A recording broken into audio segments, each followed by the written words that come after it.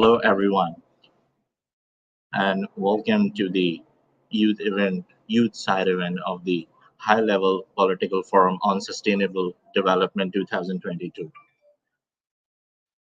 My name is Ali, and I'm live from the UN headquarters in New York City. And I am joined by my colleagues Swat from Korea and Doug Reagans from Nairobi, Kenya.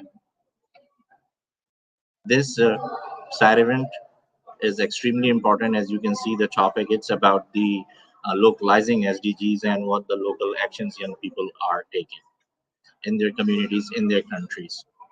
Previously, we have been doing a lot of conversations on SDGs. We've been doing a lot of conversations on how to engage young people. We're doing a lot of conversations on achieving the sustainable development goals by 2030. This conversation is unique. How it's unique? Because in this conversation, in this program today, at the high level political forum, we're gonna discuss about the actions that young people are already taking. And we're gonna discuss with the examples. We will be joined by the other people from the other organizations. As this event is organized in the partnership with the IAAI GloCha, UN Habitat, and AFS International. So we start and we move forward with the program, and I would like to invite my colleague Swat to deliver our welcome address. Thank you very much, Ali, for the great opening, and welcome everyone to this side event on behalf of the IAAI GloCha. My name is Saad, and I'm from the United Arab Emirates. I'm currently studying in South Korea and determined to take action for a more just, peaceful world and climate-safe future. I'm very happy to have the chance to live my dream of active global citizenship by being the UN Youth Delegate of IAAI GloCha. IAAI GloCha is a civil society organization based in Austria, which is building with several UN programs, governmental and non-governmental institutions, and youth networks, the GloCha Global Challenges Action Empowerment Partnership, which aims to get everyone everywhere empowered to take action for the local and global good in a meaningful and rewarding manner. Miroslav Polzar is the founder and executive director of the IAAI GloCha. He will present you in more details what kind of cultural, technological, and organizational innovations we are working on. My task here today is to welcome you on behalf of the IAAI GloCha, our side events, co-organizers, AFS, Intercultural Programs, UN Habitat Youth Program, and International Youth Conference, a very powerful and successful network of global youth that are aiming to help the UN system to implement the global goals led by Ali Mustafa, who's connecting many dots with many of his manifold leadership roles at this event. I'm also a very proud founding member of the IYC, the International Youth Conference, and I would like to say it is good for all of us to be here all together today. Although it's already very late or probably very early morning here in my place in South Korea, I'm still more than happy and glad to be joining you, and I wouldn't miss the opportunity to do so. Our IAAI GloCha message today is that we are aiming for big, and that is we are open to partner with organizations and individuals who might have elements to make the big transformation to an effective global SDGs action and climate action community a reality. Coming from the UAE, I can see the climate crisis hitting harder from year to year. But as a student, I can also see the power of knowledge and civic engagement, creativity and entrepreneurship and cooperativeness. In this light, the big global climate conference that will be hosted in the MENA region, I'm particularly motivated to think that yes, we can make a change, and yes, please join us in this journey. In this sense, welcome again to the UN HLPF side event Youth Engagement in our Common Agenda Initiatives and Local SDGs Action Empowerment. A better world is possible, and yes, we are unstoppable. Thank you very much.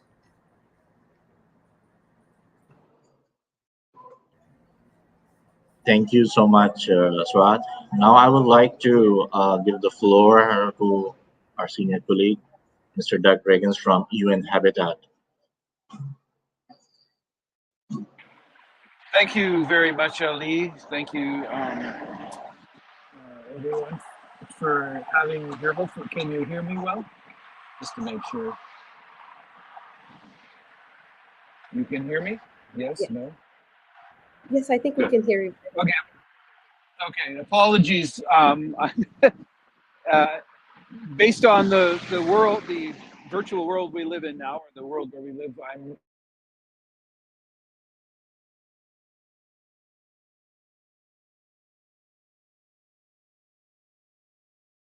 really honored to be here. I think it's a really important event that we're holding, bringing together really critical partners, IAAI, AFS, and ourselves, who are really we're looking at how we can network the world, how we can show how young people are making a difference, and that's one. And what I've been asked to do is kind of demonstrate one of the products and tools that we're working on. One of the major focuses of the UN system, if not the major focus of the UN system, is the achievement of the SDGs, the 17 SDGs, which represent all the levels and areas of sustainability. We at UN Habitat, we are a UN agency mandated to work with cities and towns globally, so looking at urban sustainability. And we have come together with Fundación Botner, with, again, AAI and AFS and other partners to create, and local government and youth, to create a program we're calling Youth 2030 Cities. This program is, again, looking at how young people at a local level can achieve the SDGs, can achieve sustainability. What we've seen over the many years that UN Habitat has been involved in engaging young people in sustainability is that that it's whether we look at Agenda 21, which is back in the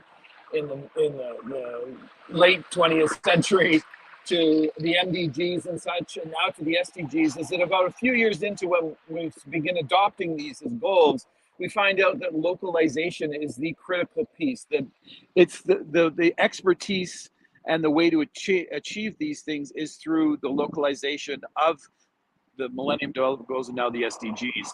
So the localization means that we know that the power of people, the power of community is at the local level. The national level and international level are also critical and important, but it's local that we are really looking at. So if we're going to get it over the top, and to be clear, the SDGs, the 17 SDGs are supposed to be achieved by 2030.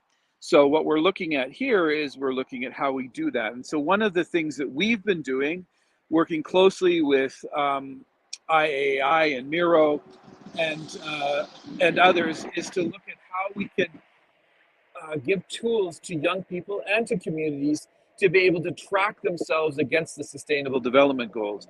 So rather than the Sustainable Development Goals only being a communications tool, they also are a way, they have what was unique with the SDGs and the development of them was the ability, the creating of indicators and the creating of targets. And so this is where we're at right now, is that we have targets for all 17 SDGs. And we are in the process of working with young people globally, and IAAI and others, GloCha, to move this forward. We've created what we call an SDG scorecard.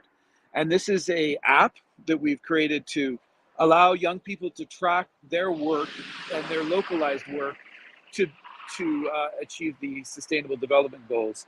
I think that we're going to move on to a video in just 2 seconds, but I wanted to point one other thing that's critical to the way we work, is that we believe that young people are actually leaders now, the leaders of today. They're not only leaders of tomorrow. Oftentimes in policy and such, we look at young people as only leaders of tomorrow. They're aspirational. They're leaders in training. We just don't believe that, and that's not what our experience has been, especially when we're looking at when we participate in the last 6 versions of the International Youth Conference, where hundreds of thousands of young people have been gaining and gained online and come online. We see that they are incredibly active and incredibly vibrant community that is clearly doing work now. They're really working towards the Sustainable Development Goals. But the biggest challenge, of course, has been how do they show what they're doing, and that's what this SDG scorecard is about. So I'd like to, I know it's sort of, again, apologize for the noise in the background, but I'd like to pass this over now to the team to be able to put the video on so you can see what Hi we've friends, developed with the Lisa scorecard. and Eric It's here. in development. We are helping We the have Youth 2030 Cities one of team to our design the key people who's SDGs unfortunately not scorecard able to app. make it today, Youth Shamoy 2030 Hadare, Cities was developed by UN who is Habitat in going partnership to, with who Fundación is Botnar's Healthy Cities for Adolescents program, HCA.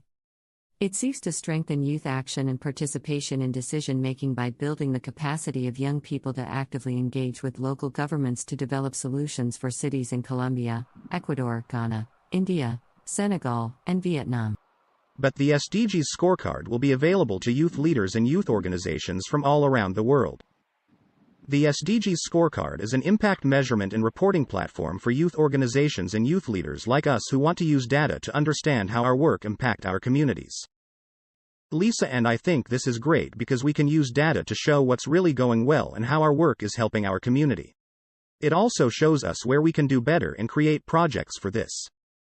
So, from our understanding of the concept, here's how the app would work. In a nutshell, you would create a profile, add your projects and select any SDGs you're focusing on from the app's database. Yeah. And since the focus is on SDGs indicators, the app would begin to suggest possible indicators that are aligned to your work based on the SDGs you've selected. But it would be up to you to choose the ones that are most relevant and that you're happy with collecting data on. Eric, what's also great is that you will get a lot of support from the scorecard team to work on this. Someone will be there to help if you get stuck along the way.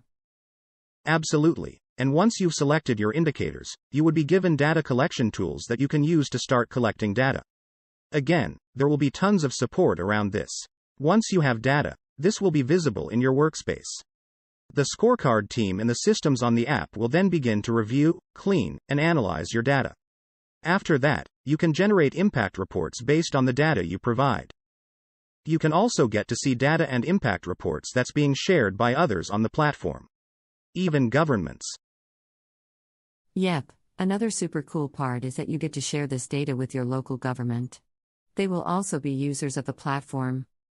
This means you get to share your projects, impact reports and recommendations on how you can work with your local government to improve your community and city. The intention is also for your data to be included in the overall SDGs monitoring process in your country, which then links to global impact reports. How cool is that?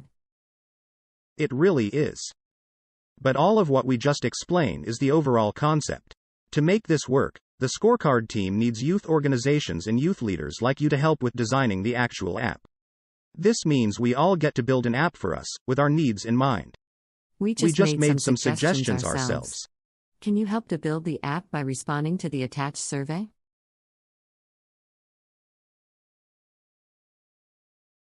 Looking forward to your comments. Bye for now.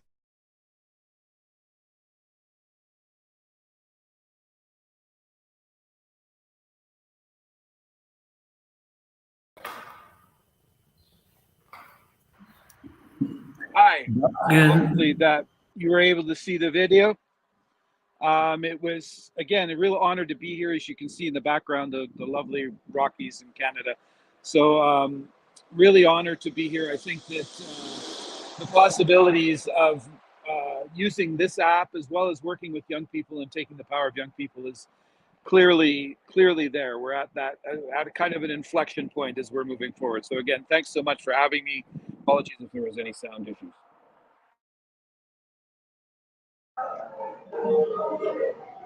Thank you so much, Doug, and thank you so much, Swat, for the welcome address and very informative video on SDG scorecard moving forward in the program. Now we are moving forward towards the first session. And our first session includes two keynote and a panel of fantastic young people who are working on ground and who are actually creating an impact on the ground in their local communities directly with the people. Before moving to that panel, I would like to um, introduce Ms. Easter Yuri on the screen.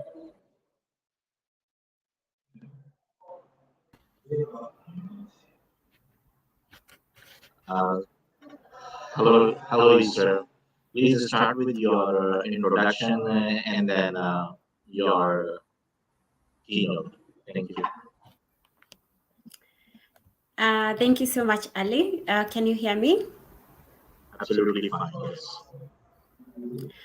Yeah, good afternoon for the people in New York, and good morning, good evening for the rest of the people watching us virtually.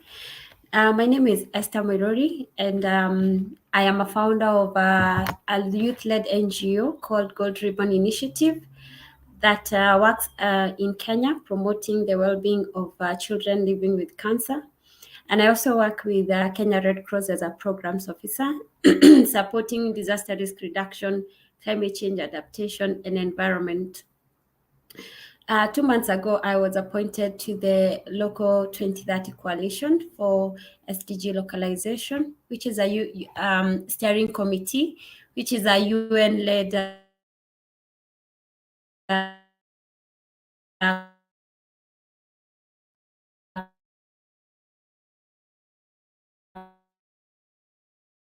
committee for empower local co-actors. I am delighted to participate in this important side event, and I want to extend my appreciation to the organizing team, particularly to Dr. Miro, Doug,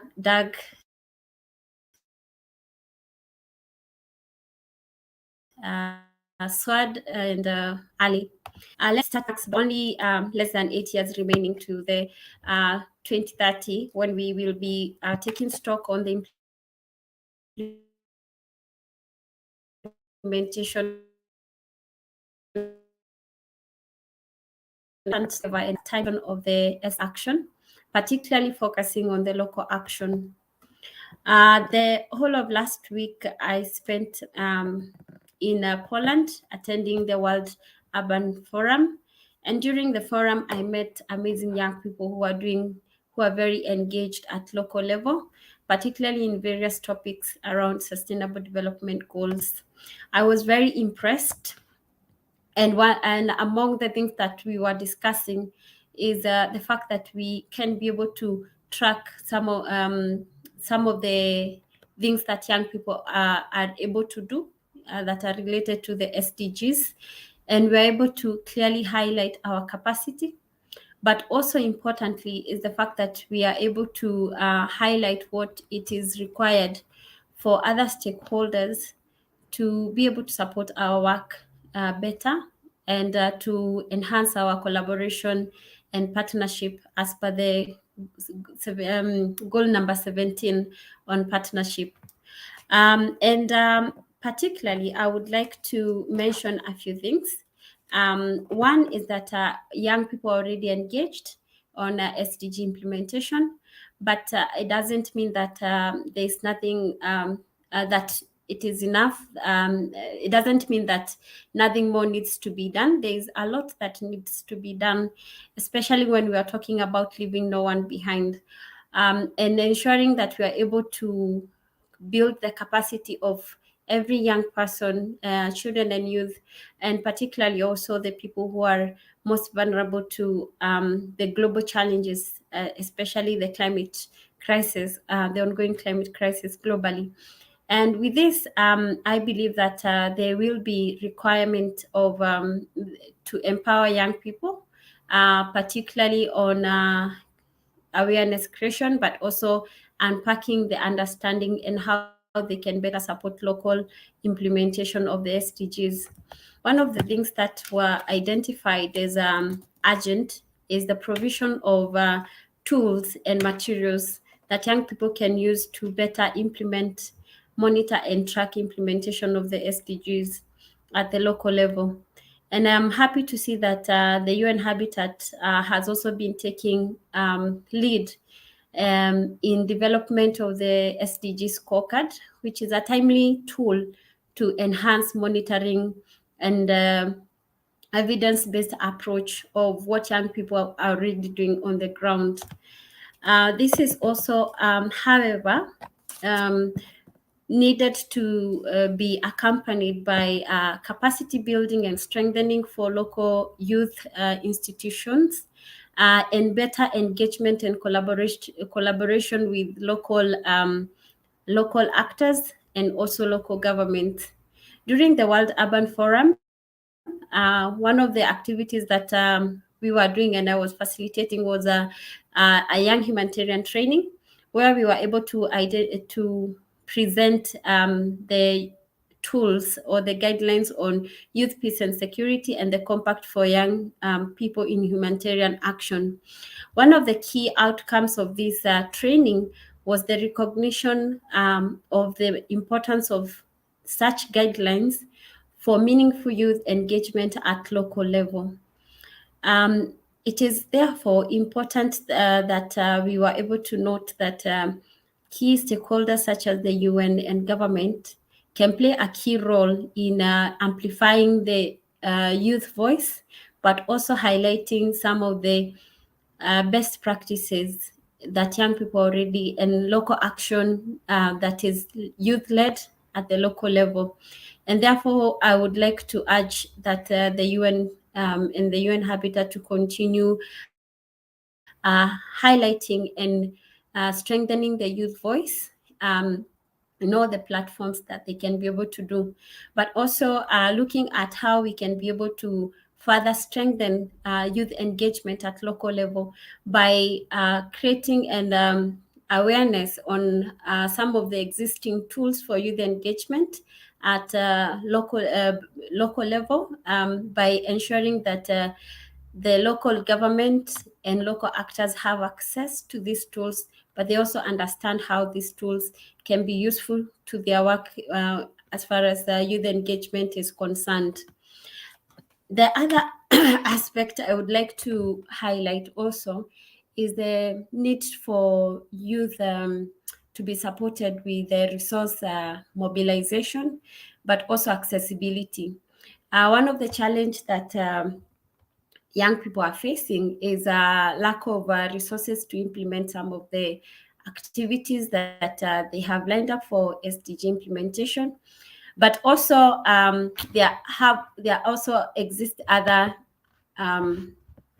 innovations that we have seen and initiatives that can be anchored to resource mobilize and also create employment for young people, but also be used to solve some of the challenges that we are experiencing.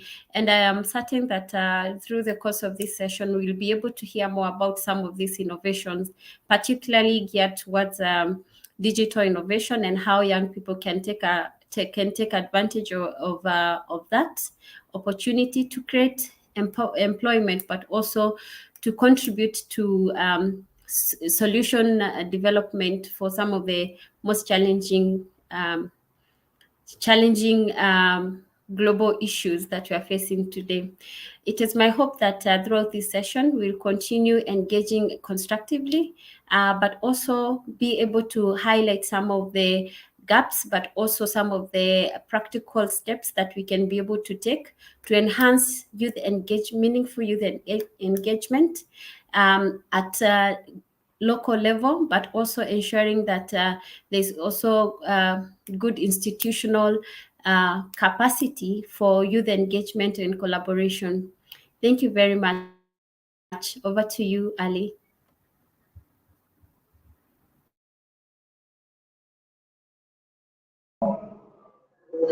Thank you so much, Esther, for a wonderful keynote. Next, I would like to welcome Ms. Nicole from AFS. She is the chief, deputy chief of the organizational development at the AFS. Over to you, Nikki. Please start with your brief introduction and then your keynote. Hi, Ali. Hi, everybody. Can you hear me okay? Perfectly fine. Cool. Would it be okay if I share my screen? Yes. Do you know how you want to do it? Yeah, perfect. Yeah. All right. Can everybody see my screen? No. Yes. Now, yes, it looks like the multiverse, right?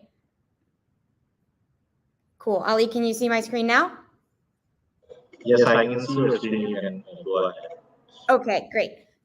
Well, first and foremost, I just want to thank everybody who's joined this call, if you're listening, but especially a special thank you to UN Habitat and Doug Reagan for organizing this event, to IAAI GloCha, to the International Youth Conference, who's a wonderful partner of AFS.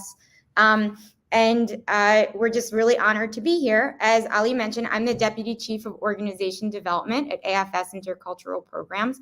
If you're listening and you're an AFS alumni, a volunteer, a participant, please put a message in the chat and say hi. I always love seeing AFSers around the world.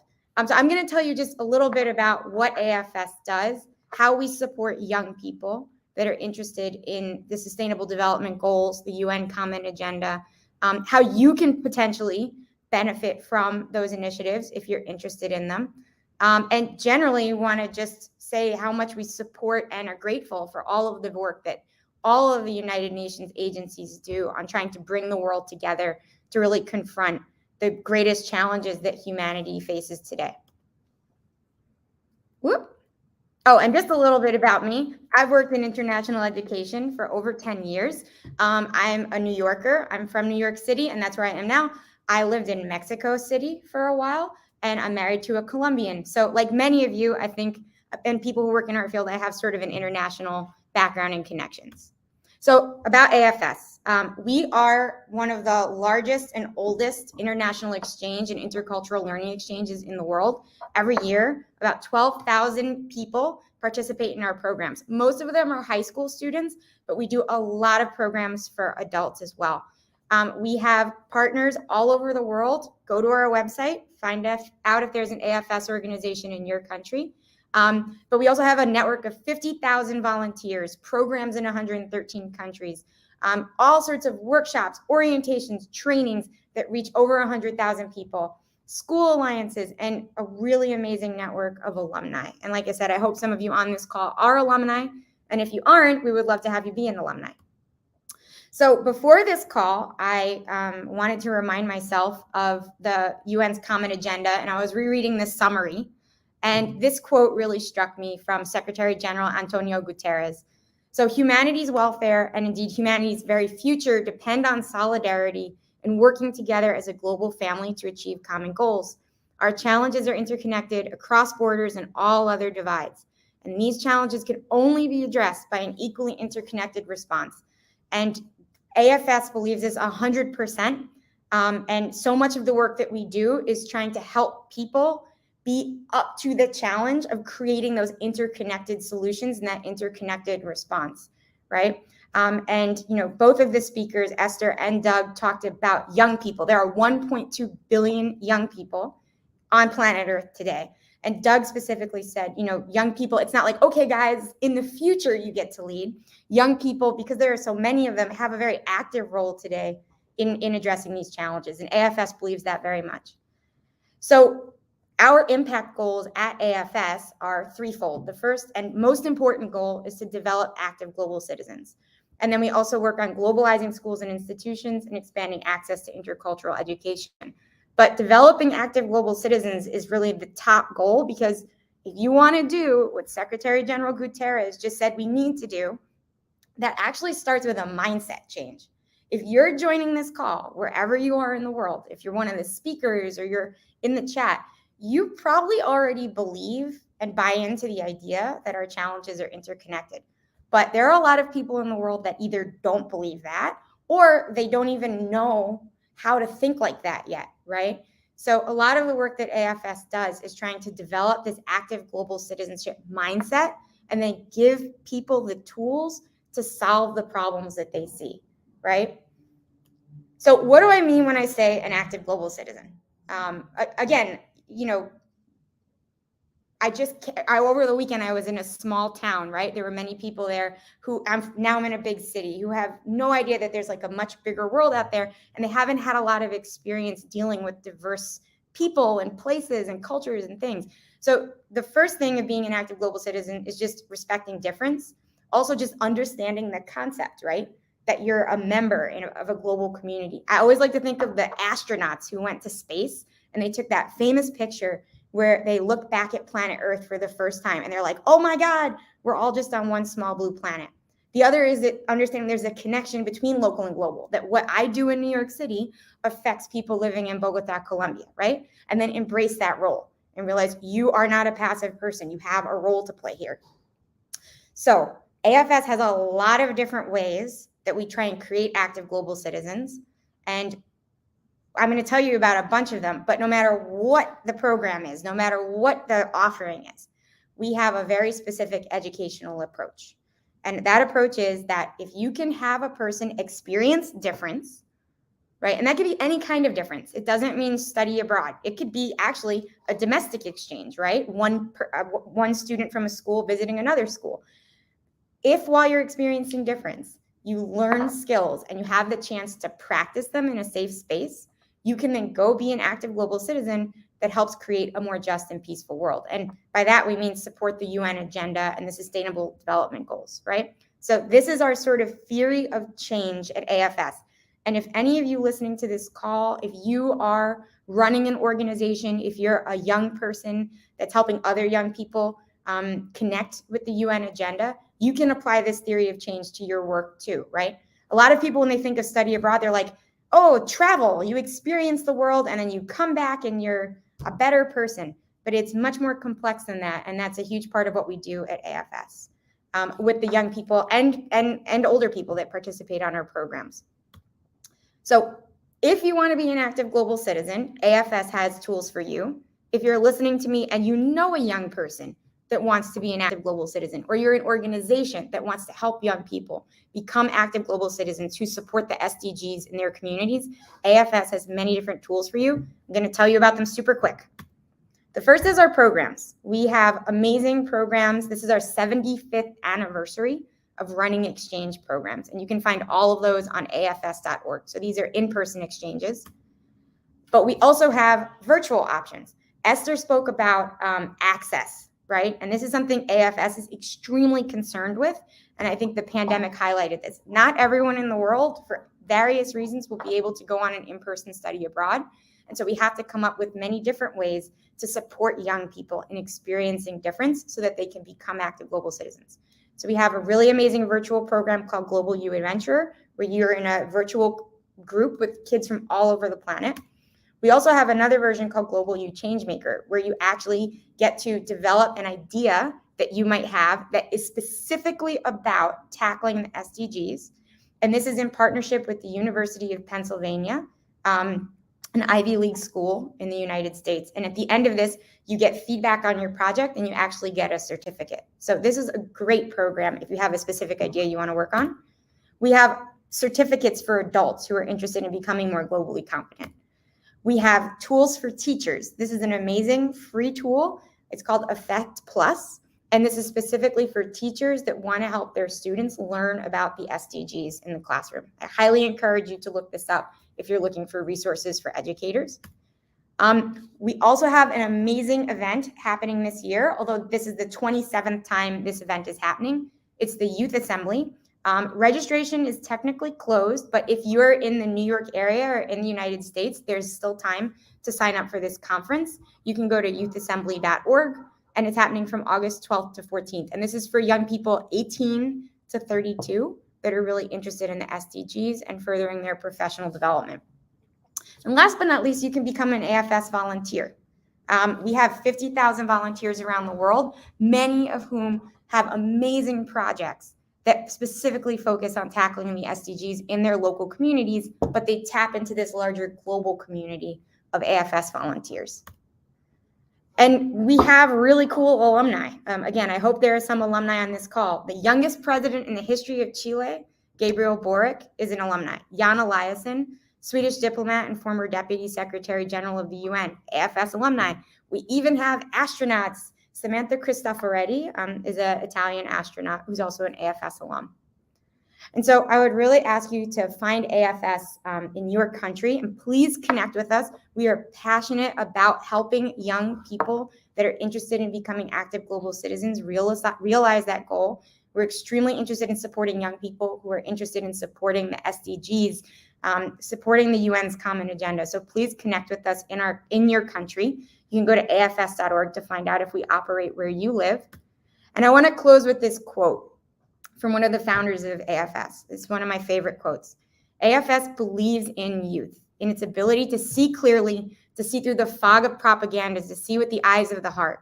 This is so of the youth of all nations, and it is to this proposition that the entire AFS is now devoted. And so with that, I'll wrap up, and I'm really excited to hear from some of the young people who will be speaking later on this call. And I just want to thank you again, Ali, and I will stop sharing my screen. And I will drop contact, email addresses, websites, all sorts of stuff. I'm about to put that in the chat right now. Perfect. Thank you, because a lot of people are asking for how to contact, how to reach out. It will be great if you can just drop it in the chat, and people can see and can reach you out and can be part of the organization. And thank you so much, Nikki, for this wonderful, informative keynote. We look forward to see you very soon. And thank you so much for coming and speaking. So moving forward quickly, as we are a little behind time, we are moving forward towards our next session, that is a panel. Before I go introduce all of the speakers of the panel, just wanted to give you a quick background of these young people and what they do. The panel is about making a difference. It's not how they will make a difference, it's about how they have made a difference. In the beginning, I have mentioned that we have been talking about how to do it, how to achieve the SDGs by 2030, how to do this, how to do that. There was an element missing right from the beginning, and that was the inclusion of the grassroots level young people all around the world, that they should be included in the process of sustainable development goals, not just the process. Let them take the action and let us help report their action. Through the platform of the International Youth Conference, we reached out young people all around the world, and who were taking actions. We helped them with their capacity building, and we can help them with all the resources we could in the partnership with the UN Habitat and the United Nations Department of Global Communication to organize this youth conference. So these young people who would be speaking today, they are already making impact in their communities. They are on the way towards achieving sustainable development goals in their community by 2030. And let's hear from them. First, I would like to give the floor to Jessica Lee, so she can introduce herself and then talk about the work and specific SDG that she's doing in her local community. Jessica. Thank you so much, Ali. Greetings, distinguished colleagues, panelists, and participants. My name is Jessica Lee from San Francisco, California, the United States of America. I want to express my gratitude to International Youth Conference, UN Habitat, AFS Intercultural Programs, and International Association for the Advancement of Innovative Approaches to Global Challenges, IAAI, for organizing the event during the High Level Political Forum 2022 to celebrate the milestones of youth engagement and global goals contributions, while also reflecting upon ways for strengthening and improving capacity building and community building. I am honored to convene as a lead ambassador for the International Youth Conference. I aim to amplify the values of education, community service, and social advancement to empower and generate insightful discussions and meaningful actions as we highlight all 17 SDGs, including SDG 13, Climate Action, SDG 3, Good Health and Well-being, SDG 11, Sustainable Cities and Communities, and SDG 17, Partnerships for the Goals, as well as SDG 4, Quality Education. For the previous conference, I reached out to more than 50 colleges and universities and over 60 contacts. My availability to answer questions, be present at social calls and the conference, and plan and organize events contributed to a dynamic and insightful conference. With effective ambassadorship, the conference reached a number of viewers well over 300,000, and the number of registrants surpassed 10,000. The statistics indicated a highly successful conference with youth empowerment at its core globally. Because of my dedication and community to working on the SDGs, leadership building, youth empowerment, and community building, I have been recommended to become a core organizing member for future conferences. I hope to bring an equal and yet amplify momentum and contribution to the conference and community and public service works working on the SDGs and social advancement. As an ambassador for Unite 2030 and lead of Cohort 7 Youth Delegate Program and Chief of Staff of the UNAUSA National Intergenerational Model United Nations, I highlight equitable youth representation in working towards the SDGs, leadership building, and civic engagement and political participation. We have garnered wide support for these initiatives and expect to see positive impacts on educating about and raising awareness on youth decision-making at the leadership table. As I work alongside changemakers and aspiring champions locally, nationally, and globally, I build rapport and global youth connections. And as for my work with IYC, I aim to connect global changemakers from Unite 2030, for example, and IYC, so that we can find ways to collaborate and create synergy in youth-led and youth-centered community building initiatives. And as through the campaigns that we have at IYC, for example, we have climate story, climate action campaigns, and I have highlighted some of the works that I do. For example, currently I am a founder of the Climate Education Service Project, chair of the Climate Reality Project Bay Area Chapter's Young Adults team, and a member of the city's Heat and Air Quality Resilience Project. I bring awareness to local community response regarding extreme heat and various climatic, environmental, and oceanic topics.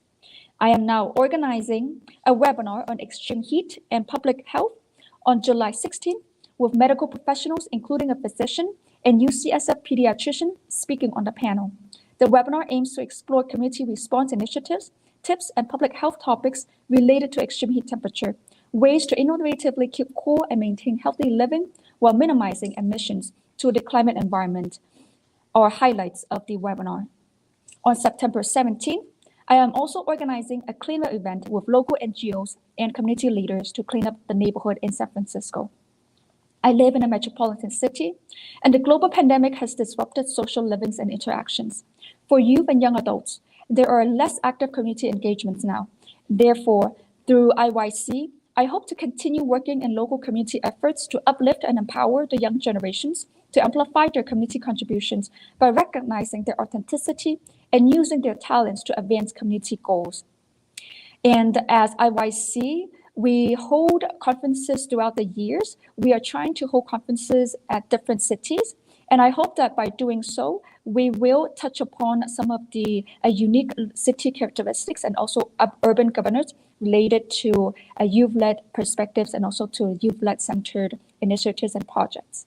My works are amplified at the global level, as I am also a member of the Children and Youth Constituency of UNFCCC, specifically working on SDG 13, 14, 11, and 5. And as co-chair and global focal point for food and agriculture organization, the World Food Forum Youth Action Track, I aim to amplify youth action and influence in food security and the agri-food systems. We are prepared for the flagship event held in Rome, Italy, from October 17th to 21st, engaging inputs through the youth survey, which we continue to receive responses until July 15th. During the 2022 UN Ocean Conference, alongside youth representatives, we greeted and met the FAO Director General and Deputy Director General to discuss many pertinent topics, including food and food systems, science and scientific research, aquaculture and fisheries, dietary preferences and traceability, and agri-food systems.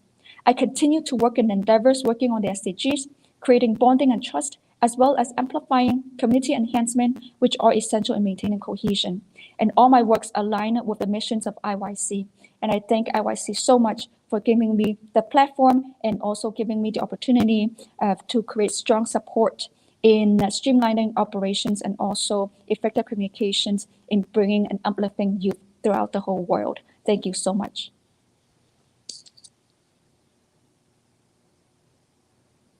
And back to you, Ali. Thank you, Jackie. for the wonderful conversation doing the wonderful work that you're doing, working on several sustainable goals. Hats off to you. Next, I would like to invite and would like to give the floor to Wahid from Pakistan, who is very young and who is a celebrity actually in Pakistan, who works on the climate action and change. Zainab, the floor is yours.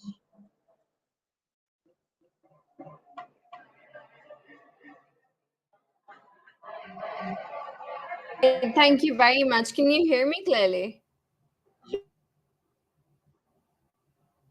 Right. Okay. Thank you so much for giving me the platform, Mr. Ali. Thank you so much for having me here. I'm always honored when I get a chance to speak at International Youth Conference and any of their live streams, any of their streaming. And so, thank you very much for having me. I'm also very thankful to United Nations Habitat, working for a better urban future, for organizing this and for this side event. Also thankful to AFS and the IAAI international organizations for really organizing this platform to give those members of the international youth that are working in their communities to create a change. When I talk about myself, I'm a climate activist from Pakistan, Lahore, and my work. As I said, focuses on the 13th SDG, that is taking immediate action to tackle climate change, that it entails. I've had multiple achievements in relation to my climate activism, and they have been enhanced and amplified by my work at international youth conference lead ambassador. Instances of how I'm creating at grassroots levels on the ground in the society in Pakistan.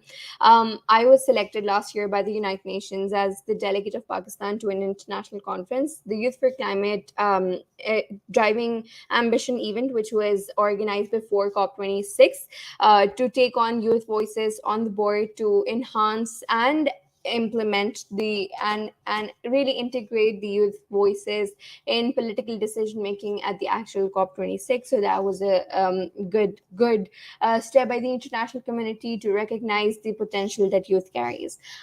Moving on, I'm also the ambassador of Pakistan's Horticultural Authority, and under that mandate, I've been leading afforestation and plantation drives across Pakistan, especially in Lahore, and multiple educational institutions as well as in public spaces such as parks. And then last year, when I came back from Youth for Climate, I've been working hard to implement the manifesto that we created there on the grassroots levels in actuality. So in that connection, I've met the Italian ambassador to Pakistan, I've met the German ambassador to Pakistan, I met the Saudi ambassador to Pakistan, I met the American Consulate General to Pakistan. I met all of them, presented the Youth for Climate manifesto to them, and suggested how this manifesto can be an important step forward in the relationships of Pakistan with each of these countries, and implementing and really enhancing climate change and climate action that the countries are taking. Moving on, I also met the Youth Minister of Pakistan, Mr. Usman Dar, who's the last Youth Minister of Pakistan, and I was the first one to establish the idea that climate education should be made a part of the national curriculum framework of Pakistan, and also suggested how certain parts of the Youth for Climate manifesto can be integrated in the climate change and national climate action policies. Further on, I've been in with dignitaries such as Greta Thunberg, such as Vanessa Nakate, such as Archie Young, and other dignitaries who've been giving me guidance and reading how I interact with people of my community, and how I can better enhance the action that I am taking. And in relation to my Youth for Climate participation, I was taken by the BBC World Service for an hour-long debate, and I was the youngest ever member to be on their panel discussing the really digging into how successful COP26 really was, whether it was a success or whether it was just foul play. I was also taken by the BBC Radio, BBC TV, BBC Service multiple times, as well as Channel 4 News and other international platforms, news channels, and radio channels. That is just a brief summary. And then again, my work at International Youth Conference as lead ambassador has really enhanced how and really taught me useful lessons on how I can learn from my peers from around the world and how I can enhance my climate action further and further. So this is because fear. So fear is the really rational factor that to take climate action. It is fear of an uninhabitable earth. It is the fear of not being able to find water when my countrymen and my country's animals are dying of thirst, but the rivers have dried up because of climate change. It is fear of wars breaking out, of worsening intercountry conflicts. It is fear of disease, hunger, refugees, war, and so many other social economic problems. It is the fear of worsening status quo of the already very problematic community frameworks of our society. So it is really fear that for a very, very catastrophic future that motivates me to take action against climate change. And I really hope that my climate action can be amplified and taken on by others in Pakistan as well as in the world. And I learn from other peers of mine in the world to shape how I work forward, move forward. And again, thank you very much for having me and for giving me the chance to be able to share what I've been doing. Thank you very much, Mr. Ali. Thank you very much, Zainab. Ali is going to reconnect in a few moments. Meanwhile, he solved some things with his issue, but now we're going to continue and go on with Jean-Marie. Jean-Marie, you can introduce yourself and have the floor for yourself.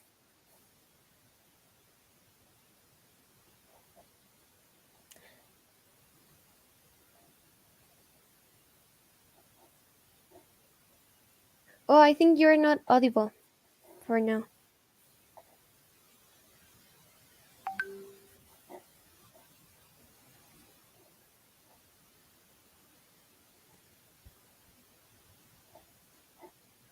For now, we will continue. Meanwhile, you solve your audio issues. We'll go and continue with Priyanka Chahal.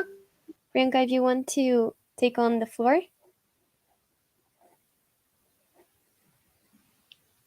Thank you, Shira. Hey everyone, my greetings to everyone. Good afternoon, good evening, wherever you are right now. My name is Priyanka. I'm from northern state of India, Haryana, and I'm also the director of International Youth Conference. And today I would like to thank AFS, IAAI, Urban, UN Habitat, and International Youth Conference. Am I audible, Shira? Yes, you're audible.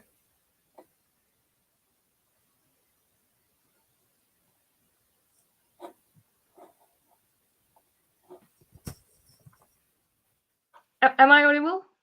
Yes, Can you you're please just tell audible, me? Priyanka.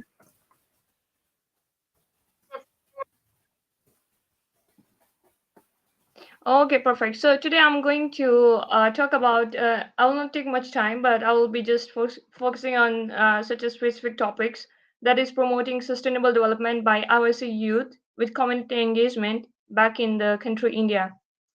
So youth, when empowered with the rights and resource guidance trainings, they can be drivers of the community transformational change, as we all are aware of.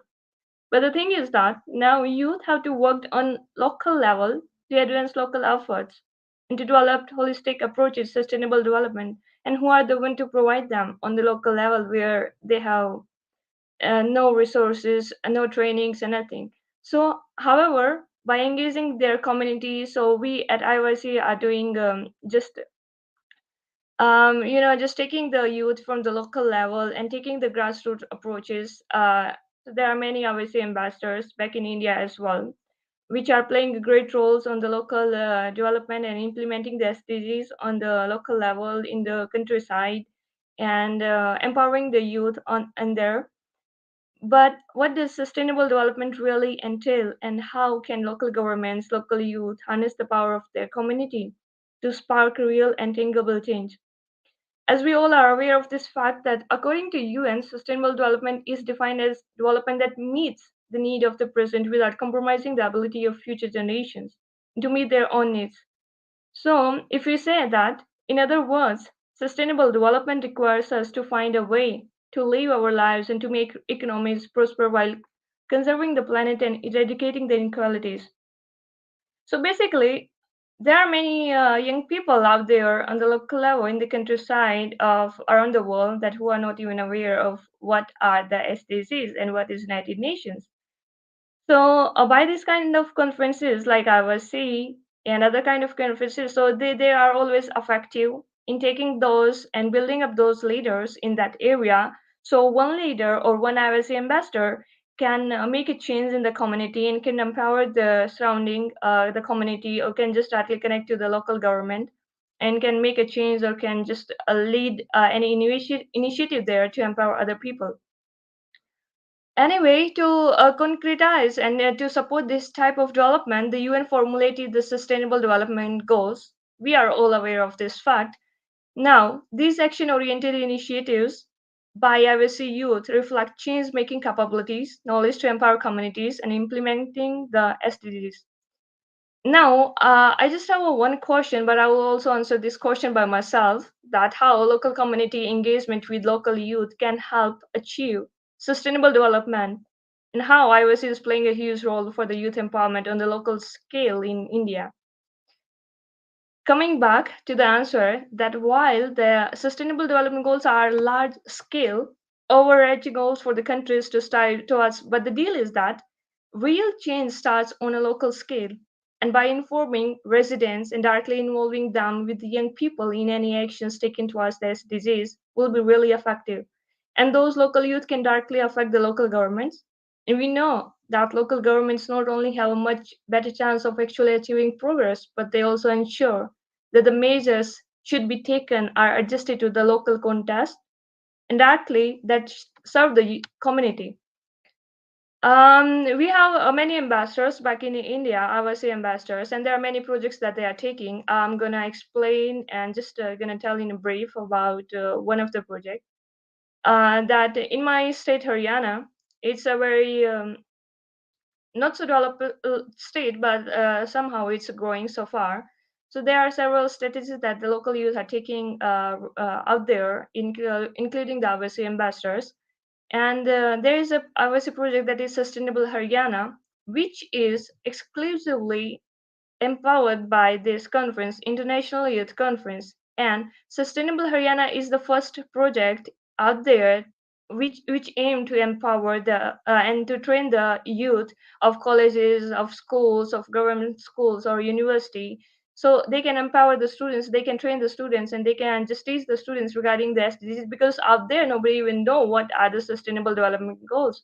So first the knowledge is needed, first the awareness is needed, then by making the decisions or by discussing, then the youth can take approach in different directions for longer lasting positive impacts.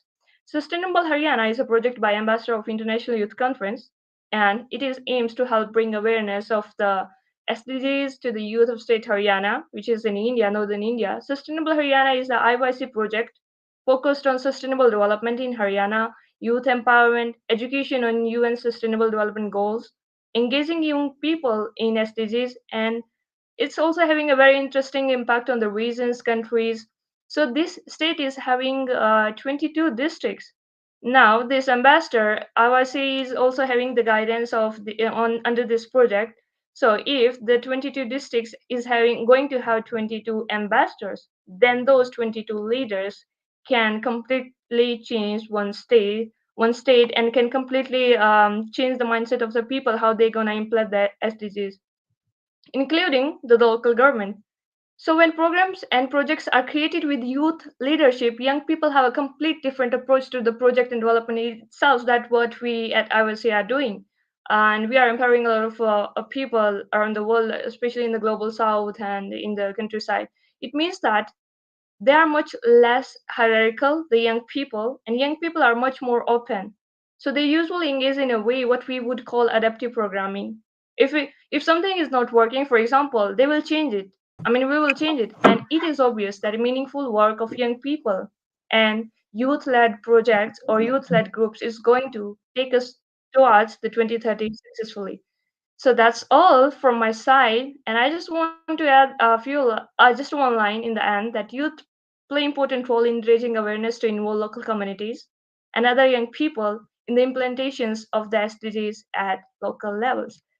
So I would like to thank IYC for giving me this opportunity just to speak about for the implementation of SDGs on the local level, because this is the bigger contest. We always have to take the bottom top approach. So somewhere this approach gonna meet on the top. So bottom to top is also necessary. And thank you so much, Ali, for inviting me, for giving me the opportunity. Thank you, AFS. Thank you, and Habitat. Thank you so much. Thank you very much, Priyanka. Now we will continue really fast with Jean Marie. Are you audible? Can you try? Yes, please. Am I Hi. audible? It's really nice Hi. to hear you. You can introduce yourself, and you have the floor by now. All right. Thank you very much. Jean-Marie Habarugira, I'm speaking from Rwanda. And it's an honor and a privilege to be speaking to you today about how we are impacting our community here in Rwanda. I am a co-founder of Act for a Better Future, a youth-led non-profit organization that is working on SDG 4, 8, and 10. And I'm just going to keep it concise so that maybe I will give time to others so that maybe we can learn from each other. So we have 3 programs so far. But before jumping to our programs, I would say that I've been attending different meetings. IYC conferences, and I learned a lot from different people from different countries. And I learned from their experiences, which helped me to improve our projects that we have ongoing right now. So we have the first project, that education is key. And we noticed the gap between, some people have degrees, but they don't have enough skills to be able to make change in their community. So we decided to bridge this gap and to equip young people in our community with different soft skills so that they can be part of a solution, so that they can get involved, so that we can work together to achieve the SDGs in our community. So we've been training them. Well, so far we have 60 people trained, and we are happy that they are making an impact in our community. And we also have a mentorship program. Of course, we want them to learn from experienced people so that they know what's going on around, what they learn from how others are implementing different initiatives, so that we can leave no one behind, so that everyone can get involved in this journey of achieving SDGs. And we also have application support. Sometimes we have these people who are not able to apply to different scholarships. As I said, we are working on quality education, but of course because we have a special focus on underprivileged people, communities, including refugee camps. So that they don't have enough access to education, different scholarships, even job opportunities. So we help them to identify different jobs and scholarships, fellowships, and then we help them in the application process so that they can get the opportunity. I would thank IYC for organizing this and for giving this chance to speak to you. And of course, our Rwandan government that is supporting young people in this journey of achieving sustainable development in our community through different initiatives that we are getting support from. So thank you very much. I appreciate this chance to speak to you today. Thank you. Thank you very much. And for now, um, I am going to introduce myself really, really fast. Hi, I'm Shirabe. I think that many people that are from the Generation Network and the IYC Network have already um, listened from me, but really, really fast, I am going to introduce for the people that don't know me. I'm currently the IYC director. I am the founder and general director for the educative digital initiative CEALUZ in Mexico. I am the STEAM program director for the UNESCO Center for Peace Summer Camp. I am the president of the Alumni Society for the School of Science and Engineering at the University of Tecnológico de Monterrey in Toluca. Um, I am a member of the international youth organization Extinction Rebellion, also in Toluca. And well, I live in a place, as you already listened about. It's called Toluca. It's really near Mexico City, the capital of Mexico. But yeah, basically today I'm going to talk about how me, as a very young person, I am currently 19 years old. I'm really young. However, I have had the opportunity to participate and to engage and to move and to impact many persons and many communities and many things throughout the years that I have been doing all this stuff, learning, participating, etc., etc. In specific, talking about IYC, IYC in general, I can say that it gave me different things that impacted me to therefore impact in a better and bigger way my community and the persons that surround me. Uh, for example, a more realistic perspective on the problems that we have nowadays in the world, hearing it from the people that have been speakers that have these interactions one on one with those who suffer the most from these issues. But not just that, as part of the youth, I have been totally empowered to be a youth, a young global citizen, knowing that you don't need the money or the recognition nor any of the status to speak as as one speaker in one of the biggest forums as IYC is. When I was so nervous but so excited to participate in my first panel discussing something I'm so passionate about, as it was the main theme of that panel, education for my marginalized youth. So, for that matters, throughout my journey with IYC, I could definitely join many people all around the world doing meaningful networking for a greater benefit of the people and the planet, but also impacting by doing several local impacts projects in my community, not being really afraid to taking these risks or the opportunities ahead of me. So I'm surely working, first of all, in the SDG of quality education, in specific for students that do not possess a good quality education, those in specific that are marginalized and found vulnerable. As we know, education is really the base and the root for everything in society, the change and that we want to see in the world. In Mexico, and specifically, it has a lot of complications. It is insufficient. It is unequal. And the quality is uncertain due to the lack of misinformation. So basically, it has very low performance, the students in Mexico.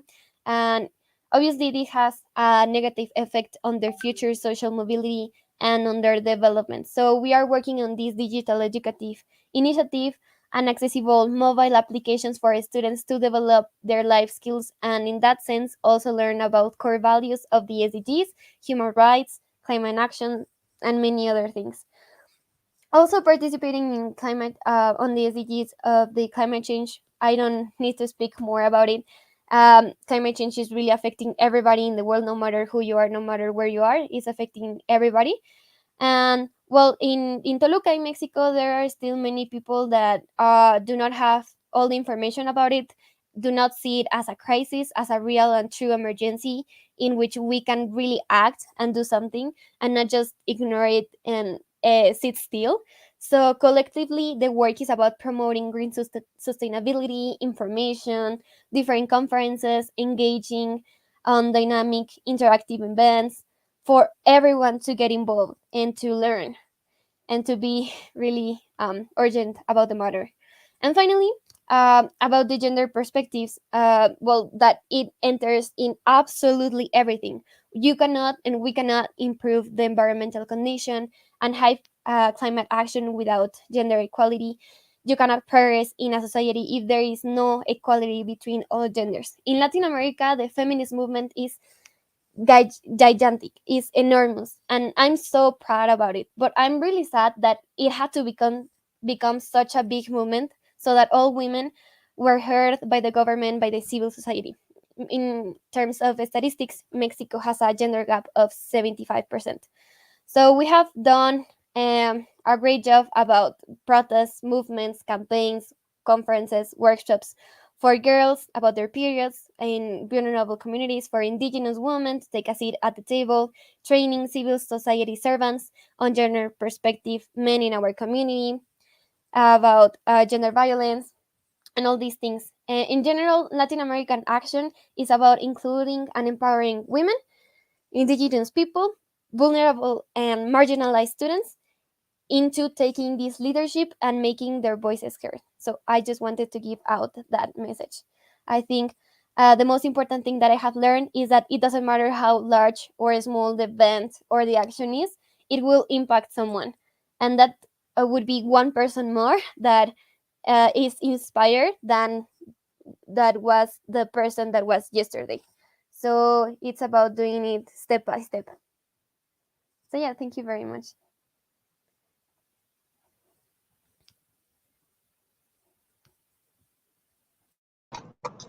Thank you so much, Shurabi, and all other speakers, all other young speakers. As we are running little over time, moving forward to the second session, I would like to give the lead to Dr. Miroslav Polzer, who would lead the session and the program and the event from here onwards. Thank you so much, Miro, for giving us this opportunity. I would like to thank you on the behalf of all the young people and the AFS Intercultural Program for this opportunity, and looking forward towards the session that you're going to lead. Thank you so much once again, and over to you, Miro.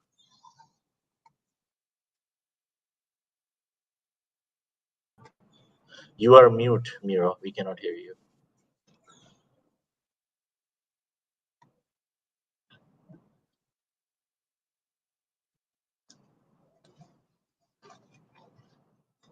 Still cannot hear you. You're not audible. You're not audible yet.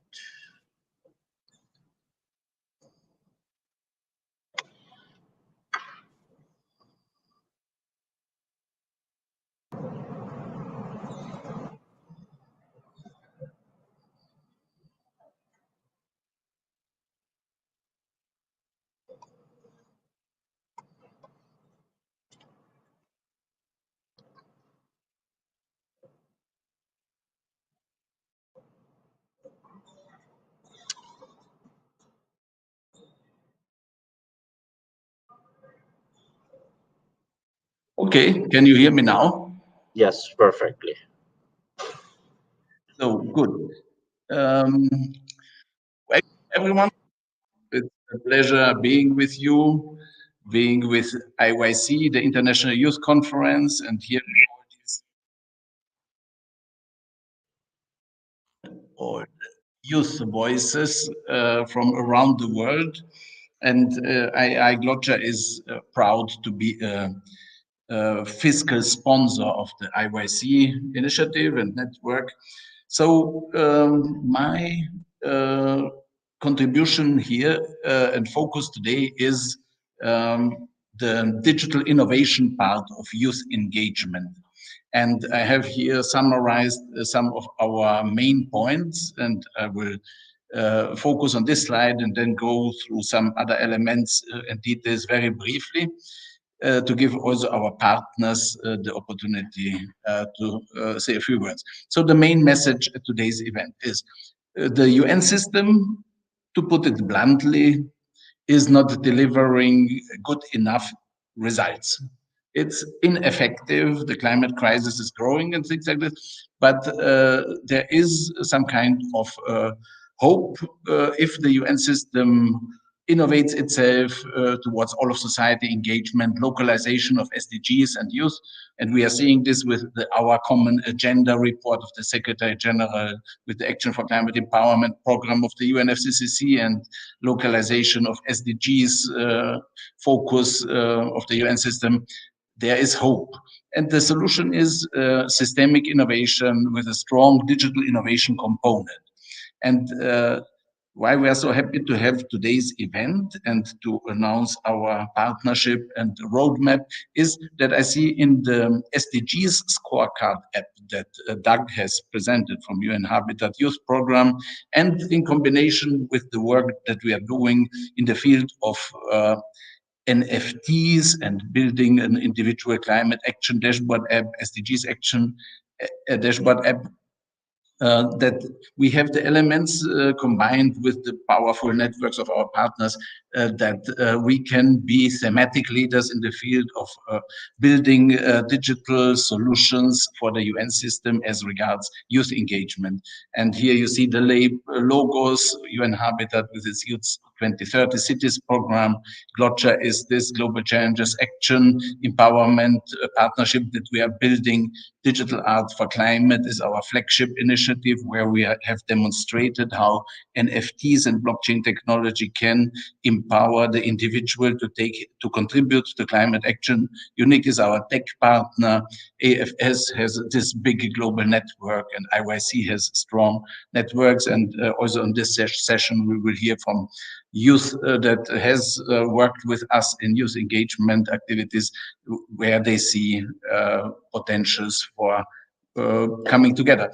And another message here is that we have now this opportunity to be contributing important knowledge and solutions to the UN system in the context of our common agenda and the Summit of the Future, which will be in September next year, and in the context of the UNFCCC process and the COP27 climate conference in Egypt this year, and COP28 in the United Arab Emirates. And for this, we will have on the 8th and the 9th of September this year at the UN headquarters, New York, conference where we will bring everyone together who wants to work with us on these digital tools and digital solutions for youth climate action empowerment. And I will very briefly go now through some of these slides that you see more what this means, digital innovation for youth empowerment. So this is a collection of the finalists of our Digital Art for Climate art competition for the COP26 climate conference. You see here also the link to YouTube video where you can then watch more, and the whole presentation is also available on the HLPF exhibit page, so you can have a look there. So the challenge is empowering and engaging everyone, digital innovation, blockchain technology, NFTs as a key enabler, and Digital Art for Climate, as I said, is our flagship initiative where we have concrete solutions developed. We are aligned with the United Nations as regards goals, and we have the process knowledge, we have the trusted partner label, so to say, and we are working on this together. The Digital Art for Climate initiative succeeded to engage creative community to inspire the work of the United Nations and inspire the readiness of society for bold climate action. Second aim is to mobilize financial resources for data and impact-oriented all of society action for climate empowerment. And the third one is to really develop tools and solutions that everyone can use in his or her everyday life to really contribute meaningfully and rewardingly to climate action, as to have gamification and micro climate entrepreneurship models. So we have here an NFT marketplace already. So we have the tools and the platforms with unique network that already function. It's an environmental friendly blockchain solution. And we have a certain arrangement of how we will use the revenues from our NFT sales. And there are other arrangements possible with higher shares for the artists and for partner organizations. And so you are welcome to approach us and to that we have our digital art for climate partnership initiatives with you on the local level or with thematic groups or whatever. A key element that is part of the digital solution provider leadership claim that we are saying is that we are building a global challenges action registry. And here, this will be then really the information system through which the UN system will know who on the local level is doing what for the SDGs and for climate, and be then able to incentive, to reward it. And more details about this then at the conference in September in New York. This will be one core element of the solution for the reporting of the SDG scorecard app and individual climate action app. So we have set up also, we are setting up a GloCha United Citizens Organization as a blockchain-based decentralized autonomous organization. We have presented first elements of the white paper at the UNFCCC Regional Climate Week in Dubai in March, and we plan to finalize it in September with our partners at the headquarters New York, and then starting token sales in October.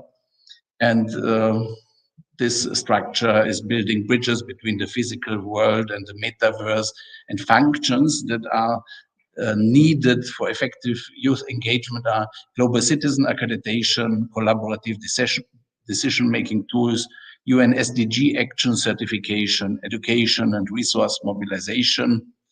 The app, as I said, this is a common aim, connecting the power of what has been developed by UN Habitat and the vast network of UN Habitat. And with this kind of tools, we want to empower the individual, that they can take action and they can play it as a game, the collection of rewards for in this field. And the key next step is the conference with UN Habitat Youth Program and with Botnar Foundation, with members of the Climate Change Coalition and Digital Art for Climate Consortium in September in New York. And we are partnering with the Ministry for International Cooperation of Egypt to have activities around COP27 in the field of digital art for climate. And so it's really the message is that developing the digital tools for youth engagement, for citizen engagement, will make global community functioning better, and we are open for partnerships. And with this, talking about partnerships, I'm giving the floor to Irina and to Sol and to Penny and Sarah, who are our partners. Irina is our tech partner from Unique Network NFT platform, really the mother of Digital Art for Climate initiative, and passionate global citizen. Sol is also a partner of Digital Art for Climate. Sarah has been with us, collaborated with us for a youth engagement program at the Stockholm Plus 50 conference, and Penny is with Generation Climate Europe, one of the biggest youth organizations coalition in the field of climate action in Europe. And we all together will find ways to work together. And Michael is here from climatescience.org, looking at how to use education to empower people, but also how to integrate educational components in the SDG scorecard app, the GloCha individual climate action dashboard app that we are aiming at. And with this, Irina, to you. I hope I was not too long. Thank you, Miroslav. It's a great pleasure to be here today, and thank you for such a full information and presentation on our initiative. The only really important thing that I would like to add is that as a tech partner, we have built a platform, we've delivered on the technology, which is the Web3 infrastructure. It is really the digital transformation step from the centralized Web2 platforms to Web3 platforms, where we give power to the users, to the community. We guarantee privacy and data ownership, and we do this via non-fungible tokens, which basically means that we can digitize any physical asset, any digital asset, and tokenize it and create an economic value around it. So without collaboration and without community and really an ecosystem, these platforms cannot really deliver on their promises. So having a community built around it, having artists contributing, having climate use activists, climate community being active on the platform is crucial for the success of climate action and technology powering climate action. So my call to action to you today is please reach out if you have music initiative, if you have art initiative, if you're thinking about any other type of creative activity that can be digitized, that can be exhibited and potentially sold on the platform or auctioned off. We are here to listen to you and to collaborate with you, because we do need a feedback from the youth community specifically, because this platform is meant to be inclusive and give power to you to reach out to the world via the web technology and to utilize it for resource mobilization. So this would be my very short message. Please use our contact details, digitalforclimate.space. You have our emails, or reach out to me or Miroslav. You have all our contacts, and we are here to make it inclusive for you and give you the opportunity to participate in all the upcoming activities that Miroslav have mentioned. Thank you very much, Irina. It's such a pleasure working with you. And now to Sol Moran-Broza, building a big sustainability-focused ecosystem and expert on how to use music for youth engagement and all of society engagement. Please, Sol, share with you some of your thoughts and perspectives. I would like to begin by thanking GloCha, IAAI, UN Habitat, International Youth Conference, and AFS for hosting this event. And it's really wonderful to be here with Digital Art for Climate and beyond, as well as the honor of sharing this opportunity with the inspirational participants here. Well, once upon a time, we didn't even know if the Earth was round or flat. We couldn't even conceive of the fact that there may be other humans in other parts of the world. Well, today we have the science to inform us about the universal system of life, of which we are a small part, as well as the technology to connect us, such as this call. Therefore, one of the strategic steps that I share with GloCha, IAAI, and others is the belief that one of the most effective transitional tools we can co-create in time to reach our sustainable future is to connect civil society and positive social impact initiatives by building an online community. And together, we would collect the resources to do so. And as Nicole said earlier, in order to reach a sustainable future, we need solidarity and unity. It's clear that in order to overcome the current global challenges, we must come together, work together, and we need all hands on deck. The good news is that for the first time in history, we have the ability to communicate, coordinate, and now we need to orchestrate a complex, multilateral, worldwide action begun already by some of the people on this call. From system change through our world leaders to bottom up through the participation of civil society, any action, even a fraction, makes a difference in the end. And considering the IPCC report, which reveals the fact that we are facing multiple tipping points, we know that we need a critical mass as soon as possible. I grew up in a musical family, and I believe that the power of music has what it takes to enable SDG action for youth engagement. During these strange and difficult times, I and many others are on a mission to unite voices and come together to raise the awareness and resources through music and other arts in order to create a global network of people, initiatives, educational content, and sustainable solutions. Be One Together for a Change is a global singing campaign where you can participate and be empowered to take personal action for climate change. Inspired by the We Are the World campaign, we plan to create a global music video compilation so that no matter where you are, you can participate by learning a simple series of hand signals to a song and then upload them, and we'll combine them into a creative musical compilation. We're singing UNICEF's 50th anniversary called Together, speaking to how children in disadvantaged communities are facing the greatest challenges, and even though they are not the main contributors. Together, we can make an impact. Let's do this. I'll put the link in the chat, and thank you for the opportunity. Thank you very much, Sol, for your great work and your inspiring words. And at the end, we will then also share the video if time permits. And with this, we come to Michael Backlund from Climate Science Organization. You've been with us, one of the delegates at the last year's conference of parties, COP in Glasgow. And you have a big community and a knowledge focus in your work. So happy to have you today also with us to hear what climate science is working and planning. Thanks, Miro, and thanks IAAI for the invitation. Some familiar faces here, so it's always great to see that.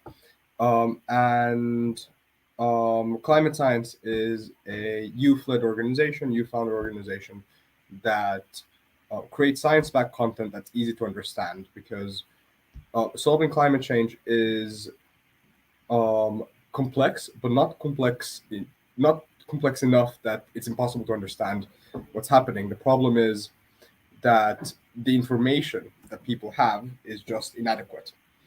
So anyways, I'm going to talk a little bit about climate science a little later, but first I want to talk a little bit more about the need for digital innovation and digital content. And I'd like to begin by talking about a hypothetical but a real situation that happens in the world. So imagine you are a young person who goes to a school in the global south or anywhere really, and you see a lot of things on social media, on the news about climate change. Some things say this, some things say that, but you think that climate change is something that we should be acting upon.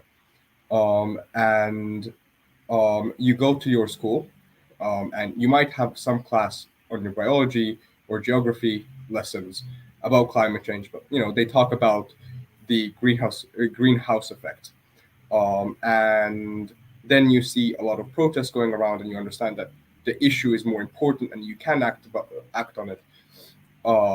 But the more you start acting, the more you continue, and the more the government sort of ignore you, you realize that it seems the situation seems a little hopeless.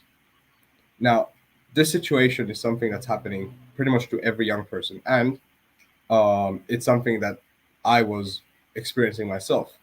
When I was 16, I co-founded the Israeli climate strike movement with a couple of my friends, and then I started acting a lot, and I was frustrated by the government not noticing us and not starting to act more properly. So that brought me to learn more about climate education, and I started to get interested more in how to create action, how to drive the action, because in the end of the day, I think it's quite simple. The truth is literally in our side. We're supported by science. Now, how does this connect to digital climate education? The climate science is driving, and that GloCha and Art for Climate is driving. It's very simple. Digital transbounds and surpasses any physical boundary. The kid that I was talking about in the beginning of this sort of theoretical situation that's very real in our times, if the proper resources online would have been available to this person, they wouldn't have had to go to their biology class and only learn about the greenhouse effect. They wouldn't have only had to go to the protest and feel like there's nothing else that they can do. Depending what the interest of that kid is, if it's energy, agriculture, adaptation, or perhaps social justice and governance, everyone has a role to play and something that they can do. And that's something that we really believe in climate science, and we share with the partners here. In climate science, we have about 11 different courses of different things and solutions. And we empower people. We want to empower every person to actually help solve climate change and to contribute to a sustainable future. So we have courses, we have different programs, and we're now open and we're actively searching for different partners who want to help engage our learning community, which is consistent of hundreds of thousands of people, and help turn that knowledge and that yearning to solve into actual tangible work that is addressing the issues that are facing us. So digital innovation and digital content is important because it can reduce the inequalities that we have. Of course, there are some challenges in terms of providing equal internet access across the world. But the important thing to remember is to look at the potential of where it can go and where it can lead. Because regardless wherever you live, regardless of your political system, and regardless of, given that you don't have censorship, but regardless of Ministry of Education's development, with internet and with digital education and opportunities, you can be anyone. You can participate in any program anywhere. And I think that if we succeed to unlock the potential and create a lot more diverse opportunities for people, I believe that that can really unlock our power to create change. So with that said, I'm happy to give it back to you, Miro. And if anyone's interested in getting in touch with climate science on unlocking this power, I'll put my email in the chat. Wonderful. Thank you very much, Michael. I was a very firm believer in the power of knowledge and delighted to see climate education innovation that is tailored to the needs and to the emotions and whatever of young people in particular and children. So happy to have you here. And now to Penny Kapusuzoglu from Green Climate Europe, not Generation Climate Europe. Hello, Please, can you hear me? Yes. Fantastic. So hello, everyone. I must commend all of the speakers before me for their very informative insights and presentations. To introduce myself, I'm Penny Kapsuzoglu, project co-lead on COP27 at Generation Climate Europe. GCE is the largest coalition of youth-led networks at the European level across 46 countries and 381 national organizations. We advocate for stronger action on environmental and climate issues by and in Europe that proactively and regularly include the voices of young people. It is pertinent to acknowledge our common but differentiated responsibility in achieving a carbon neutral and sustainable world. At the core of our strategy going into this year and to COP27 later in the year is intergenerational justice. Intergenerational justice should be at the center of our structures and our path forward in ensuring that present and future generations have equal rights to a planet where people and nature thrive. It's our intention to use these next months to strengthen and channel the voices of young people in Europe into COP27 in order to push governments around the world to comply with the Paris Agreement while remedying the inequalities among generations and countries. So our thematic working areas of biodiversity, circular economy, clean mobility, climate justice, and sustainable development span over teams within GCE whose work will additionally inform the key contributions we make at COP27. We intend to highlight the voices of European youth in international fora and UN processes, and to continue our mobilization efforts as youth participation in climate action cannot just be a one-time event. It needs to be regular and recurring occurrence, incorporated structurally into decision-making processes at the institutional level. We see great potential in the strategic alliance of digital innovation for local youth and climate action empowerment, particularly in helping to foreground the diverse experiences of youth. There is no singular youth voice on climate change, and this proposal for digital innovation could be phenomenally utilized to share different perspectives in a range of negotiations and settings. As for our part, GCE utilizes our network for advocacy and awareness raising regularly in webinars, workshops, reports, and climate roundtables. To that effect, there's a great opportunity in our hands to mobilize, highlight, and listen to youth in the next steps of this innovative strategy. And the SDG scorecard from the beginning of the presentation additionally offers a unique means of data collection and analysis that could benefit all youth organizations. Everything that I've heard in this session is quite promising and are possible linkages and points where all of our groups could align. We need the meaningful engagement and mobilization of youth in the development, implementation, and follow-up of decision-making processes on the issues that affect us all. All of the youth speakers that we heard earlier on really hammered this in. And you may read more about our activities at Generation Climate Europe on our website, linked in the program, and our social media on Instagram, Facebook, LinkedIn, and Twitter. Thank you for having me and for organizing this fantastic and informative event. Thank you very much, Penny. You are great. Generation Climate Europe is great. And it was a pleasure to have 3 of your members in our delegation at the UNFCCC Intersessional in Bonn in June. Really very inspiring and positive to see the power, knowledge, and determination to contribute to global climate governance. And for us, it's also very important to connect with you because we are also Climate Pact ambassadors, EU Climate Pact ambassador. I'm personally I'm one.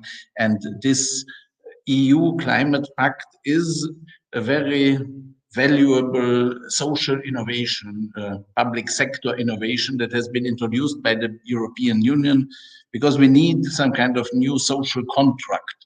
And the EU Climate Pact is really a step in the right direction. And also there, I think with the right tools, we will help to make it successful, that people will really collaborate better for effective climate action, and that we can then also scale up and replicate this model around the world in the context of UN programs. Yeah, this is somehow my vision, and I count very much on GCE to be our partner in this, and hope to have also several of you in New York with us. And then we are also in conversation with the EU Climate Pact coordination in Austria, that we will have a Youth Climate Action Empowerment Festival in October. There again, the invitation to join us. And staying in Europe, Sarah Welter from the Dutch Youth Network, Sustainable Development Delegate. Sarah, you have done great work in Stockholm. Please tell us about it. Yes, thank you, Mr. Polzer, for inviting me today. My name is Sarah Isabella, and I am a co-founder and board member of the Dutch Youth Environmental Council. We built this organization in order to implement structural youth participation with the Dutch government. We can now successfully offer Dutch youth a seat at the table with the Ministry of Infrastructure and Water Management, which creates the environmental policies for the upcoming 50 years. However, we are only one of the examples for organized youth participation worldwide, as we have seen today, luckily. Together with youth organizations from more than 25 countries, we have partnered up in order to spread our knowledge, cooperate, and grow together. With a handful of youth countries, and of course the IAAI, we were able to organize a side event at the Stockholm Plus 50 Congress in June this year. The IAAI provided us with institutional support through the GloCha accreditation. So thank you again, Mr. Polzer, for offering that. The event we have put together is called Co-Writing the Future, International Success Stories of Youth Participation. As the name suggests, we presented multiple examples of youth participation from all over the world. The goal of this event was to inspire both younger and older generations to incorporate youth participation structurally in all aspects of their environmental governance. To do so, we divided the event into multiple parts. The main agenda included a speech from the Dutch Minister of the Environment, a panel discussion with youth and governmental representatives, and at the end, last but not least, an interactive round with the audience. To come back to the panel discussion was guided with multiple questions that I think we may all recognize. For example, how are you able to amplify the voices of young people for the governmental representatives? And what barriers have you experienced in getting a seat at the table for the youth representatives? These panel discussion seats were filled by Brazil, South Africa, and Uganda. After this successful panel discussion, we reflected on these questions with the audience. Now, this is the tricky part, because most of the time, only younger generations show up to these sorts of events, even at the Stockholm Plus 50 Congress, and most of them are activists. But to our surprise, the audience was filled with 120 guests, evenly divided in age. We were grateful to see that the older generations, if I may call them that, took part in Stockholm Plus 50 and stood up, even dared to challenge us within this event. And after this event, some of these delegation members stuck around to chat. Luckily, we have been able to ensure some future cooperations for COP and the European Youth Parliament.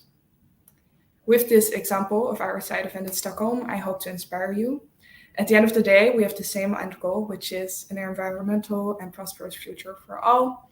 And the only way we can get there is together. So as the younger generation, we are here to help. These are only some successful examples of meaningful cooperation that lead to movement, but we've seen some others today. So please don't hesitate to contact us if you're interested in joining this movement. I will leave our contact details below in the chat. Thank you, Myro.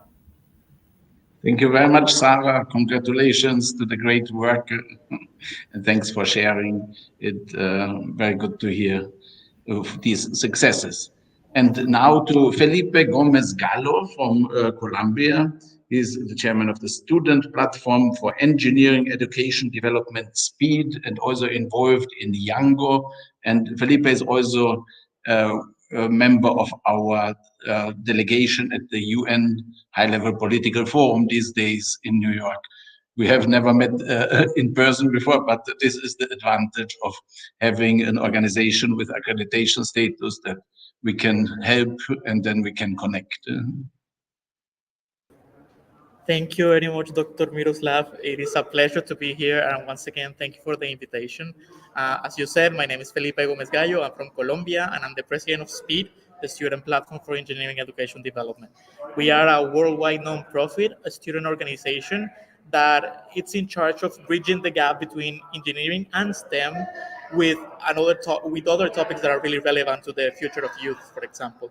So in those terms, we talk about education, sustainability, peace, mental health, inclusion, diversity, accessibility. And for the past year, I have been really involved in the children and youth major groups around the world. So I've been involved with Jongo, with UNEP MGCY, and many others. And one of the challenges that I have faced basically as a youth activist are the many barriers to participate in the high levels events like this. I'm currently in the high-level political forum on sustainable development. I was here, thank you to IAAI for the accreditation and the ground pass. Without this, I wouldn't be able to be here. So I'm really grateful for it. And yeah, so it's amazing to do that. I also wanted to share a great experience we have with digital innovation. I was part of the Stockholm Plus 50 Youth Task Force, and for that event, we were able to create a youth hackathon that we call the Youth Hackathon on the Road to Stockholm Plus 50. And talking about barriers, it's not only to give a link to a conversation for people to engage meaningfully. It's not about, oh, I'm gonna give you a link to a Zoom call and that's it. That's all about engagement in the events. What we did with the hackathon is that we gave a hand-on challenge for youth across the globe to create a policy brief in any topic that they would wanted to create it for the Stockholm Plus 50 conference. And we got an amazing team that won from Africa, that they developed a carbon tax policy brief where they were asking to authorities in Africa to create that policy to be developed. So it's all about, besides giving the access, we also need to meaningfully engage youth in order for them to participate greatly in these types of events. So yeah, that's my experience, and thank you very much once again for the invitation. Thank you very much, Felipe. That's perfect. And a nice coincidence, I can see that you are sitting now at the UN headquarters in the hallway between the conference building and the secretariat building, and the wall that people can see left of you, that's the curved wall where we will have our exhibition the first 2 weeks of September. So, so this is good. Yeah, with this, we are in terms of a formal program at the end. Now, I will try to show the YouTube video that was mentioned by Sol, and let's see if we will be able to share it. Probably it will be a challenge. Let me... No, Sol, can you put it on your computer and share the screen, including audio? Let's try it from yours. I have opened now on Mozilla Firefox, and this has an issue of sharing media files on StreamYard. While we are trying to do this, are there any somehow concluding thoughts also from Ali, Shurabe, and also Jean-Marie is also still here. We can also add to this screen if somebody would like to say some concluding remarks.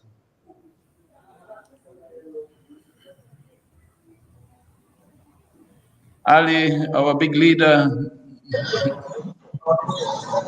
Thank you, Miro. This was a great conversation, and looking forward to have more. I noticed that Felipe is at the UN headquarters. Felipe, why don't you let me invite you for a coffee at the Vienna Cafe after 4:30. Let's have a conversation. Let's sit together and talk. I heard that you're doing great work and great conversation by Sarah Isabella.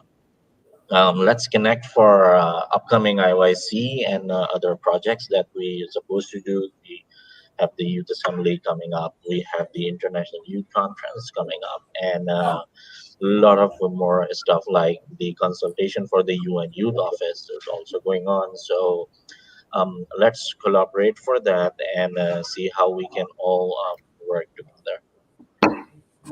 Are we ready? Perfect. Yes, now let's share the video, the stream. Let's get some inspiration.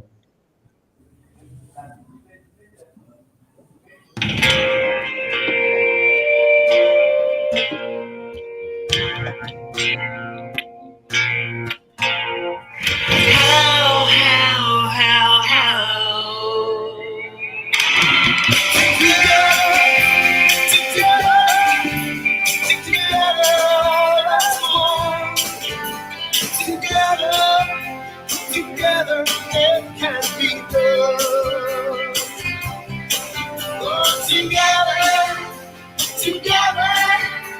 Together as one. Beautiful. Thank you very much, Sol.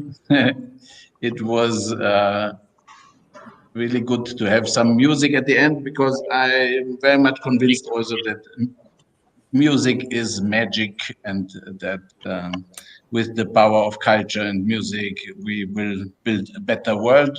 And I will share also with you a concept note for the events on the 8th and the 9th of September at UN headquarters, and you are welcome to provide your suggestions and input and to join us there for the next step of building digital innovation solutions for youth empowerment for SDG and climate action. Wishing everyone a great day. Thanks for being with us. Thanks for your great work. Okay, so one more thing, Miro, before we finish, we skipped one speaker because he didn't have the internet connection in Nigeria. So Okay. I would just like to give 5 minutes to our youth speaker from Nigeria. Shirabi, you can introduce him and give him the floor. Okay. So yeah, we have here Abdullahi, but I think the whole he's joining. It's just that he's well. I'm going to briefly introduce him. He's from Nigeria. He's from Africa. So right now he's having connection issues. However, he has a lot of professional background in different projects such as Green Life, coordinating different programs aiming towards the agricultural side for sustainable development in Nigeria. So yeah, he's here with us right now. So okay, Abdullahi, are you here with us right now? Yeah. He is connecting, but we cannot see it, his video. Yes. Hi. Can you hear me? Yes. Not yet. Okay. Good evening, everyone. Hello. Hi, we can hear you. Yes, we can hear you. Please go ahead. Okay. Okay. It's actually evening here in Nigeria. Yes, as a matter of fact. So I would actually want to start by saying one or two things about sustainability. Though even with the the United Nations effort on attaining stability, sustainability, both in the the educational aspect area and the livelihood, I think the local communities have basic tools lacking for proper sustainability to take place. I would want to take a case study of Nigeria, my country. Are you with me, please? Hello. Yes, we can hear you. You Hello. can continue. Okay, can you hear me? We can hear you. Okay, I would want to take an instance of Nigeria, my country. For the past months, the body regulating academic activities within university has actually been on strike, and the federal government have been unable to actually meet the requirement for the organization. Therefore, students have not been able to resume school. This is taking more than 6 months now. So I just want to take an assumption of Nigeria now. How can sustainability be achieved, even with the fact that SDGs have a laid down principle on attaining such sustainability in 2030. So I believe the actions of the youth, and I think importantly, conferences held by the IYC can actually play a part to see that we begin to work locally. When I say locally, I mean we can, aside being an online organization saddled with saddled with bringing up conferences that talks about sustainability and development generally. I think it is important for us to get grassroots structures. Grassroots structures would not only assist in us achieving SDGs, but it will in turn make sure that the processes, the basic requirement for those SDGs are in good place. Because I feel it's not just having a plan, but putting basic tools, requirements for that plan to take place. So the IYC have more to do, and we are ever ready to see that we play a role to, attain the sustainability whereby one is not actually dependent on another.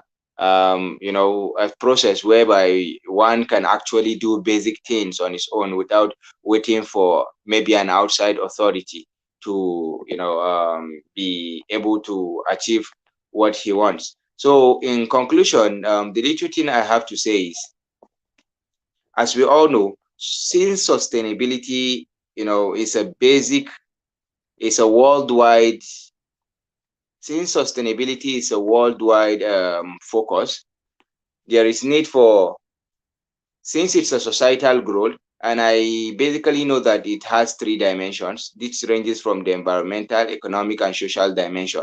So, the economic dimension are things that a country actually has a role to play there. But if we look at the societal and the environmental, in areas, for example, areas in Nigeria today, attaining sustainability when it comes to the environment is actually a big call. Yes, a big call, because this is, even though we have a federal ministry that tries to see, attaining that environmental factor, bringing about sustainability, where we look into, climatic factors and the rest of them. I think we can try to do a grassroots work. So basically, in support of a grassroots work, and more grassroots, mobilization and structure formation of IYC within every country, most especially, so that we are able to touch the grassroots communities. So this is just basically what I have about the team. Thank you very much.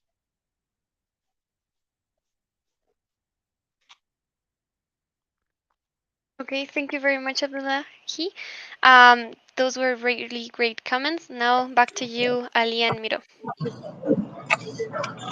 At least give a heads up before putting on the screen.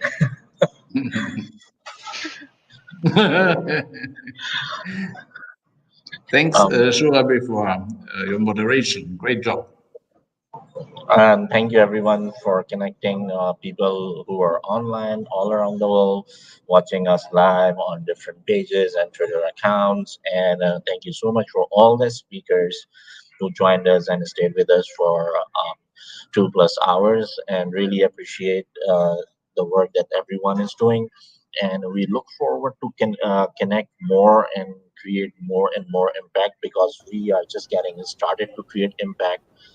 And it's beautiful, the impact that we are creating. Young people are coming out in big numbers, and they're coming out from the communities and from the cities where we have not reached them before, earlier, ever.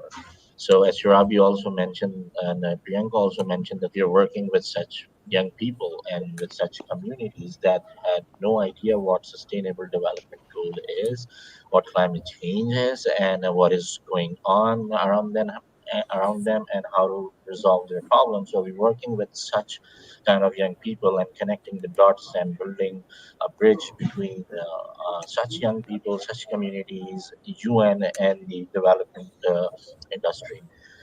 Thank you so much, Miro. And just for me, also a great thank you. It was really very inspiring to have these young voices from around the world, really different perspectives on these global goals and global community. Really a pleasure. Thanks for the cooperativeness to the partners, to the speakers. Ali, what I wanted to also, it just came to my mind that the World Climate Action Day initiative of IYC has not been thematized really properly, but we should put it on the agenda of the conference in September, because I really think that a UN General Assembly resolution about everyone committing to take action and then setting up the right frameworks and tools for people to report what they are doing, and if they are not able to do enough, then they should pay those who are taking action. So really, World Climate Action Day is a good initiative. It's an IYC initiative. I support it also with the events in September. And thanks once again. Thank you. Thank you. Thank you See very you. much, everyone. Thank you for organizing this. Yeah. Bye. Thank you very much.